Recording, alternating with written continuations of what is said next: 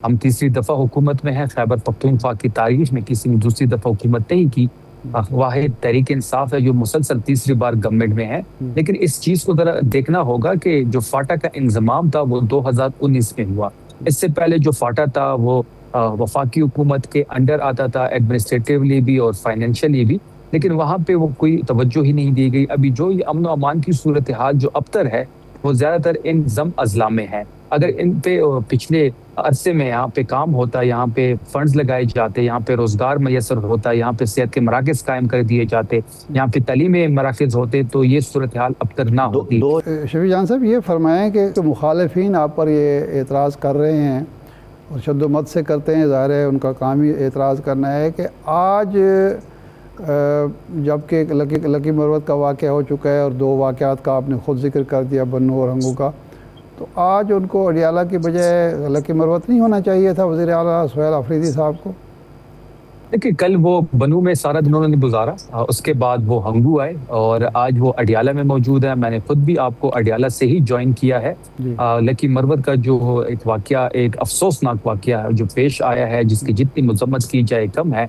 Lucky Marwat वो ज़रूर जाएँगे, वहाँ की लावारिकीन से भी मुलाकातें करेंगे और जो लोग वहाँ पे शहीद हुए हैं, उनको शुहदा पैकेज भी दिया जाएगा और जाली जो दहशतगर्दी की लहर है, इसको क्लोज़ली मॉनिटर किया जा रहा है। सबसे बड़ी जो हमारी पहली प्रायोरिटी है वो सूबे के अमन अमान की सूरत हाल है और इस चैलेंज को जो चैलेंज हमें दरपेश है उसको बड़े क्लोजली देख रहे हैं। इंशाल्लाह हमें उम्मीद है कि जितने भी ये स्टेप लिए जा रहे हैं, जो पॉलिसी जो इम्प्लीमेंटेशन की बात हो रही है, जो प्रोविजनल एक्शन प्लान की बात हो रही है, वो हुँ। तमाम तर चीज़ें कौम के सामने रखेंगे और हम मेक श्योर कराएंगे कि तमाम पॉलिसीज़ का प्रोविजनल एक्शन प्लान की इम्प्लीमेंटेशन हो और उससे हालात बेहतर हों और अमन अमान जो है खैबर पख्तूनख्वा की जो हालिया दहशतगर्दी है, एक ज़रा इसके तनाज़ुर अगर आप देख लें, इंशाल्लाह हमें उम्मीद है कि आने वाले नहीं, दिनों में ये तमाम शफ़ी तर साहब चीज़ों। ये फ़रमाइएगा एक तो ये मित खैर हमें समझ नहीं आती बंद कमरों वाली, जो नेशनल एक्शन प्लान 2014 का है, फिर रिवाइज़ नेशनल एक्शन प्लान है 2021 में, जिस पे दस्तखत उस वक्त की हुकूमत ने किए जब पाकिस्तान तहरीक इंसाफ की हुकूमत थी, इमरान खान वज़ीर-ए-आज़म थे। वो एक पॉलिसी पेपर तो मौजूद है। क्वेश्चन ये है कि अभी एक ऑपरेशन शुरू किया गया ग़ज़ब लिल हक़, वो अभी जारी है, उसमें एक तात्तुल आया है। इस दौरान केपी की हुकूमत ने क्या जो प्रिकॉशनरी मेजर्स हैं वो लिए, क्या दाखिली इंतज़ामात आपने खुसूसी तौर पे किए कि इसका जो मुमकिन रिएक्शन आ सकता है उससे निपटा जा सके?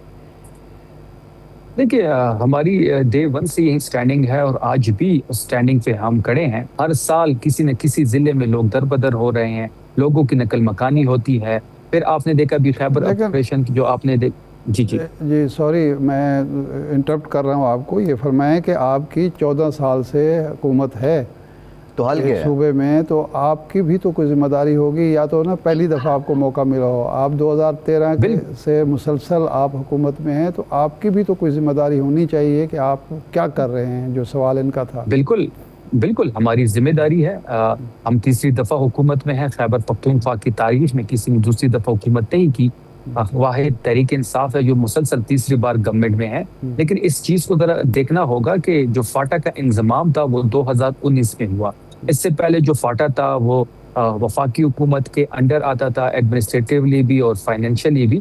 लेकिन वहाँ पे वो कोई तवज्जो ही नहीं दी गई। अभी जो ये अमन और अमान की सूरत-ए-हाल जो अबतर है, वो ज़्यादातर इन ज़म अज़ला में है। अगर इन पे पिछले अरसे में यहाँ पे काम होता, यहाँ पे फंड्स लगाए जाते, यहाँ पे रोज़गार मैसर होता, यहाँ पे सेहत के मराकज़ कायम कर दिए जाते, यहाँ पे तालीमी मराकज़ होते, तो ये सूरत-ए-हाल अबतर ना दो होती। फिर जब 2019 से दो 2022 तक जी, मैं आ रहा कितना हूँ, मैं आ कितना रहा हूँ, मैं आ काम रहा हूँ, हुआ है उस पे, ये ज़रा मैं बता मैं दें। और मैं आ रहा हूँ। 2019 से जी, 2022 तक एनएफसी फार्मूले में फाटा का जो मुतालबा है केपीके का कि वो शेयर दिया जाए, वो क्यों मैं ना उसी हासिल पे आ किया रहा जा हूँ। सका? मैं उसी पे आ रहा हूँ। 2019 में जब इंज़माम हुआ तो 7 साल हो गए हैं और हमसे वादा किया गया था कि 100 अरब हर साल आपको दिए जाएँगे। 100 अरब से ये ज़्यादा अमाउंट बनती है। अगर हम 100 अरब रुपए भी लगा लें, तो ये 700 अरब रुपए बनते हैं। हमें सिर्फ़ 132 अरब रुपए अभी तक मौसूल हुए हैं। 568 अरब रुपए अभी भी वफ़ाक हमारा वाजिबुल अदा है सिर्फ़ जम अल की पेमेंट में, फिर इसके अलावा एनएफसी में, फिर इसके अलावा एनएचपी में, ऑयल एंड गैस की रॉयल्टी में ये 4,758 अरब रुपए का केस हमारा है, जिसको बड़े मुदल्लल अंदाज में हमने हर फोरम पे उठाया। अगर ये पैसे हमें टाइम पे मिलते तो हम फाटा में 568 अरब से रोजगार वहाँ पे रोजगार के नए मौके वहाँ पे मैसर आ सकते थे, सेहत के मराकज कायम हो सकते थे, तालीमी इदारे वहाँ पे हो सकते थे, तो वहाँ पे दहशत गर्दी ना होती। तो ये एक जो वफाक का सुतेला सलूक खैबर पख्तूनख्वा के साथ है, वो आपके सामने है। फिर हमसे वादा किया गया था कि जो 1% हमें एनएफसी में मिल रहा है, जो दहशत गर्दी से हमारा इंफ्रास्ट्रक्चर डैमेज हुआ उसकी बेटरमेंट के लिए, वो 3% होना था, वो भी अभी तक 3% नहीं हुआ। फिर फाटा का इंतजाम तो एडमिनिस्ट्रेटिवली उन्होंने कर दिया है, लेकिन फाइनेंशियली नहीं किया। अगर फाइनेंशियली उसकी जम हो जाए तो हमारा शेयर जो 14% है वो 17 से 18% पे जा सकता है। तो ये तमाम तर महरूमियाँ हैं जिसको हम बार बार हर फोरम पर उठा रहे हैं। अच्छा, शफी जान साहब, ये फरमाएं कि कल वज़ीर आज़म ने सुहेल आफरीदी साहब से बात की और उन्हें कहा कि भाई ये दहशत गर्दी के हवाले से हमें सेम पेज होना चाहिए, होना भी चाहिए। तो क्या ये बेहतर तरीका नहीं है कि वज़ीर आला एक दफ़ा फिर वज़ीर आज़म से मिलें? और वज़ीर आज़म तो अब अपोजिशन को दावत भी दे रहे हैं मुज़ाकरात की, पीटीआई ये फ़ैसला करे या मुत्तहिदा अपोजिशन ये फ़ैसला करे, मिल बैठें और टॉप पे एजेंडा दहशत गर्दी का ख़ात्मा हो, ताकि आपके जो एतराज़ात हैं या आपके जो मतालबात हैं वो भी पूरे हों, दहशत गर्दी के ख़िलाफ़ मिलजुल कर इक़दामात भी किए जाएँ और आपकी शिकायत का इज़ाला भी हो जाए। देखिए, तहरीक इंसाफ एक सियासी जमात है और सियासी जमात जो होती है वो मुज़ाकरात पे ही यकीन रखती है। हमने कई दफ़ा मुज़ाकरात को आगे बढ़ाया, गौहर साहब आगे लेके बढ़े, लेकिन वो डेडलॉक का शिकार हुए। फिर अभी अचकज़ई साहब के पास ये इख्तियारात है और कुछ फंडामेंटल पॉइंट्स पे हम उनके साथ एग्री हो चुके हैं, जिसमें मैंडेट की वापसी है, फ्रेश इलेक्शन है, नया ईसीपी का क़याम है, 64,000 जो एफआईआर काटी गई है नाहक, उसकी वापसी है, और इमरान खान साहब की रिसाई की बात हो रही है। अगर गवर्नमेंट उस पर बात करने को तैयार है तो अचकज़ई साहब के पास ये मैंडेट है। लेकिन जब भी हमने इमरान खान साहब के हवाले से बात की, हमने इस हुकूमत को बेइख्तियार पाया। हम मैंडेट की वापसी जब तक नहीं होगी या फिर फ्रेश इलेक्शन कॉल नहीं किए जाएंगे तो ये मुज़ाकरात बेसूद होंगे। अगर गवर्नमेंट बात करने को तैयार है तो इन फंडामेंटल पॉइंट्स पे हम बात करने को तैयार हैं। शफी साहब, आप गवर्नमेंट की तो बात कर रहे हैं, बैरिस्टर गौहर की जो आज की स्टेटमेंट है वो कहते हैं कि शायद रब्ता किया गया है वज़ीर आज़म की तरफ से अपोजिशन लीडर के साथ। तो अपोजिशन लीडर जिनको आपने अपोजिशन लीडर बनाया है और आपके पार्टी चेयरमैन को अभी तक ये कन्फर्म ही नहीं, वो शायद की बात कर रहे हैं, तो क्या अचकज़ई साहब जो मुलाकात करने जा रहे हैं पीटीआई को उन्होंने एतमाद में ले लिया है, अगर ये मुलाकात होनी है, या उन्होंने ख़त लिखना है उस बारे?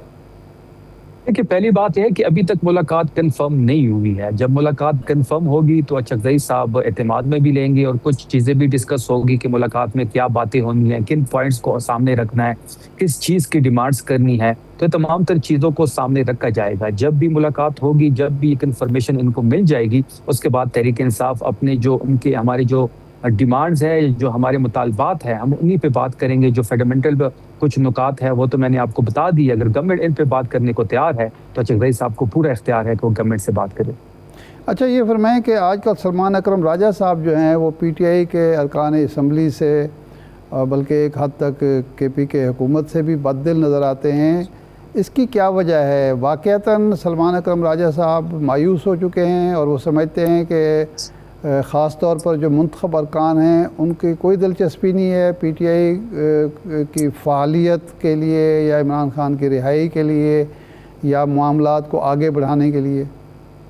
देखिए, ऐसे कोई बयान तो मेरे सामने से नहीं गुजरा। जहाँ तक सलमान अकरम राजा साहब की आपने बात की तो वो तो कम्प्लीटली तहरीक इंसाफ में जितने भी हमारे विंग्स हैं उसको देख रहे हैं, बड़ा एक्टिवली रोल प्ले कर रहे हैं। जहाँ भी उनकी मौजूदगी ज़रूरी होती है वो वहाँ पे मौजूद होते हैं। वो एक सुलझे हुए इंसान है।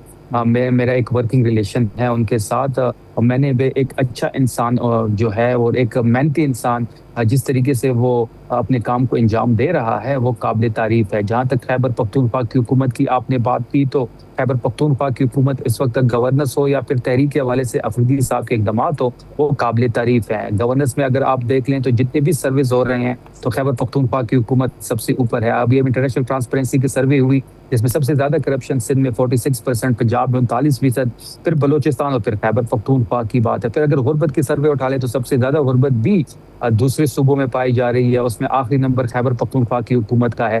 फिर अगर आप सीएम अफरीदी साहब की जो इक़दामात हैं पिछले 6 महीनों की कारकर्दगी है वो उठा लें तो वो भी एक बेहतरीन है, जिससे सूबा तरक्की की तरफ आगे जा रहा है। सलमान अकबर वजह साहब ने ऐसी कोई बात नहीं की, वो कंप्लीटली उनको तहरीक इंसाफ की लीडरशिप पे और खैबर पख्तूनख्वा पे एतमाद है।